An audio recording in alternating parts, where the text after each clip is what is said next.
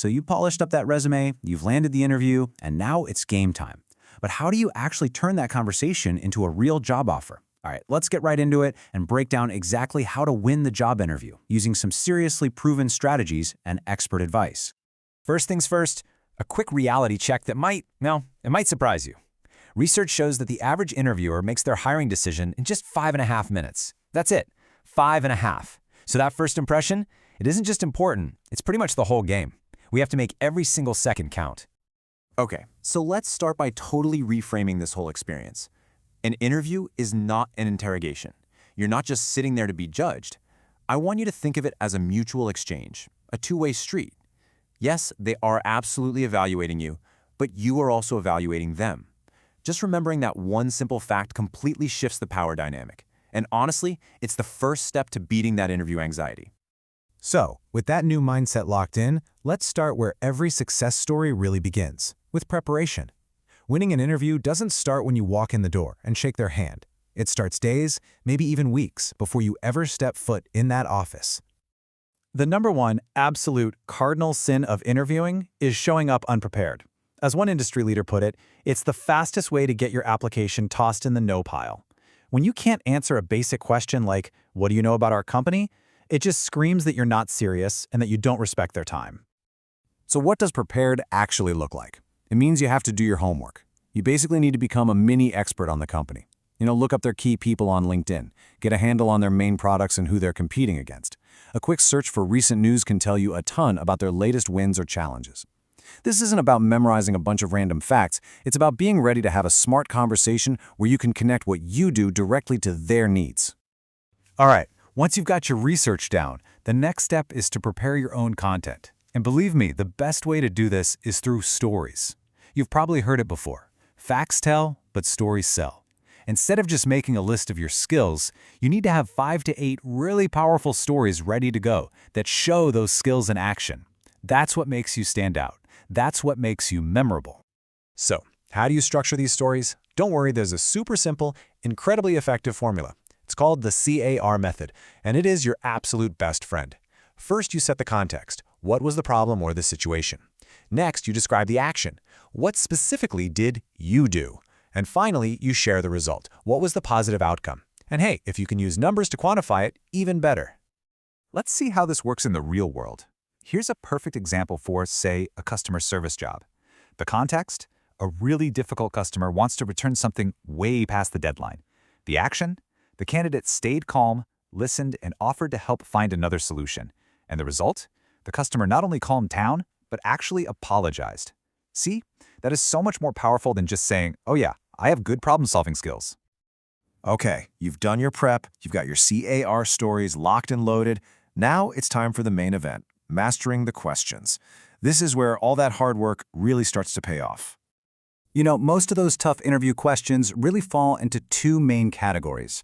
First, you've got behavioral questions. These are all about your past. They start with things like, "Tell me about a time when." The idea here is to see what you actually did, because your past actions are a great predictor of your future ones. Then you have situational questions. These are about the future. They sound like, "What would you do if?"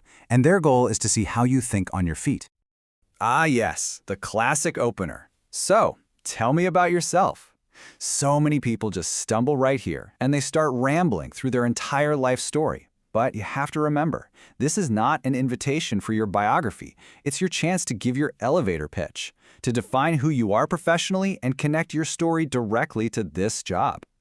Here's a great little framework to keep you on track. It's called the PAWS model, and it's perfect for delivering a great answer in about 90 seconds. You start with your profile, just a quick sentence about your interest in the field. Touch on your academic background if it's relevant. Then the main part of your answer should be your work experience. And finally, you wrap it all up with the key skills you're bringing to the table. It's short, it's relevant, and it's super powerful. Now, giving great answers is obviously huge, but it's just as important to avoid the common mistakes that can completely sink even the most qualified people. Let's talk about some of the biggest ones to watch out for. First and foremost, you have got to show some enthusiasm. Lean forward, make good eye contact. A slouched posture or a monotone voice just screams, "I don't want to be here." And remember, that two-way street we talked about? The interview should feel like a balanced conversation, not a monologue where you just talk and talk. And please, stay focused. Rambling is a major red flag that you might not be a great communicator. All right, toward the end of the interview, the script is going to flip. They're going to turn the tables on you. And this is not just a formality, this is a critical moment for you to show how engaged and smart you really are. I cannot possibly stress this enough. When they ask you, "So, do you have any questions for us?" the absolute worst possible answer you can give is, "Nope, I think I'm good." It just signals a total lack of curiosity and preparation. You have to have questions ready to go. And you want to ask smart questions, This isn't the time to ask about vacation days. Ask about the top priorities for the role. Ask about the company culture or its big plans for the future.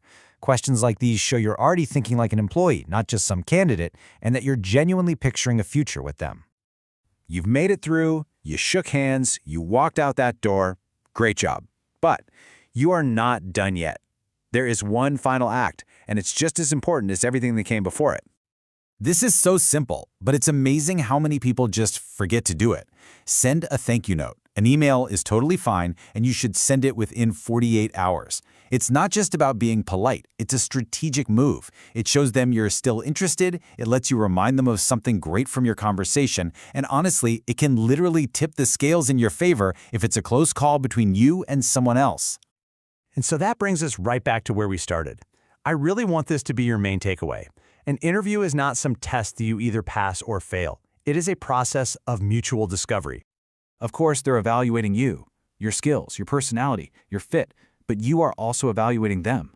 Is this a team you actually want to join? Is that a manager you want to work for? Is this a company culture where you can really do your best work? So the final question isn't just, do they want me? It's, do I want them? Answering that is how you truly win.